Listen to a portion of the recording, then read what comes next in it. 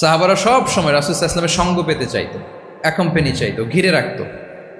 এমনকি অনেক সাহাবীর ঘরে ভালো না লাগলে রাসূল সাল্লাল্লাহু আলাইহি ওয়াসাল্লামের কাছে চলে আসতো।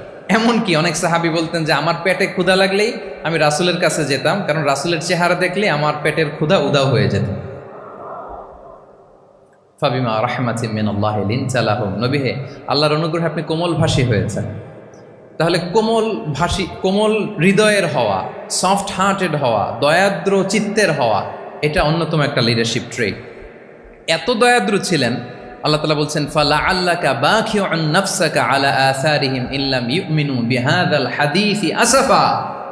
রাসূল সাল্লাল্লাহু আলাইহি ওয়াসাল্লাম বারবার মক্কার কুরাইশদের কাছে যেত, বারবার কাফিরদের কাছে যেত, যেন তারা ঈমান আনে, যেন তারা খারাপ রাস্তা ছেড়ে দিয়ে ভালো রাস্তায় আসে। বারবার চিন্তা করতো যে ইস, কেন তারা লা ইলাহা পড়ে না, কেন তারা সত্যের পথে ফিরে আসে না। হায় রে, একটুর জন্য তো তারা সামান্য আমার কথাটা শুনলেই তো বেঁচে যেত, ইস একটু আমার কথা মানলেই তো জাহান্নাম থেকে বেঁচে যেত।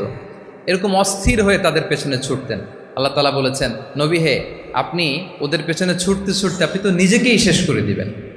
বাখিউন নাফসাক, আপনি তো নিজের দিকে খেয়াল করছেন না, নিজের শরীরের দিকে খেয়াল করছেন না, নিজের স্বাস্থ্যের দিকে, সময়ের দিকে, আপনি পাগল পাড়া হয়ে তাদেরকে বাঁচানোর জন্য ছুটছেন। তাহলে কতটা দয়াদ্র কোমল হৃদয়ের অধিকারী হলে যে কাফেররা রাসূল সাল্লাল্লাহু আলাইহি ওয়াসাল্লামকে ফিজিক্যালি মেন্টালি এমন কোনো টর্চার নেই, করে নাই, তাদের পিছনে পিছনে ছুটতেন তিনি। হায় রে, একটু যদি ইমানের রাস্তায় আনা যায়, কোনোভাবে যদি তাদেরকে বুঝিয়ে কনভিন্স করা যায়, তাহলে কম্প্যাশনেট, দয়ালু হওয়া, এটা নেতৃত্বের অন্যতম একটা গুণ। আপনার হৃদয়ে দয়া থাকতে হবে, মায়া থাকতে হবে সবার জন্য, কারণ নেতা তিনি তো সবার। লেটসে বাংলাদেশের যিনি প্রধানমন্ত্রী হবেন, আরও রেলেভেন্ট হয়ে যাচ্ছে এখন কথা, সামনে তো নির্বাচন আসতেছে, সো কেউ না কেউ তো প্রধানমন্ত্রী হবে। তো উনি যখন প্রধানমন্ত্রী হবে ধরেন, উনি কি শুধু ওনার দলের প্রধানমন্ত্রী হবেন? তাহলে উনি 18 কোটি মানুষের প্রধানমন্ত্রী হবেন, ঠিক কিনা বলেন? তাহলে সবার জন্য ওনার হৃদয়ে দয়া, ভালোবাসা, এটা থাকার দরকার আছে না নাই? তিনি সবার প্রতি কোমল হৃদয়ের হইতে হবে, দয়াদ্র হইতে হবে। প্রধানমন্ত্রী উনি শুধু নিজ দলের প্রধানমন্ত্রী নন, 18 কোটি মানুষের প্রধানমন্ত্রী।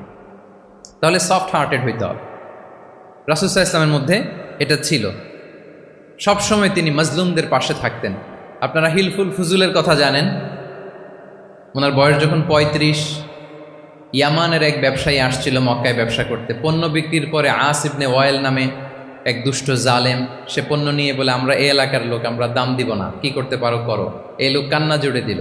তার কান্না দেখে রাসূল সাল্লাল্লাহু আলাইহি ওয়াসাল্লামের হৃদয়ে দয়া হলো।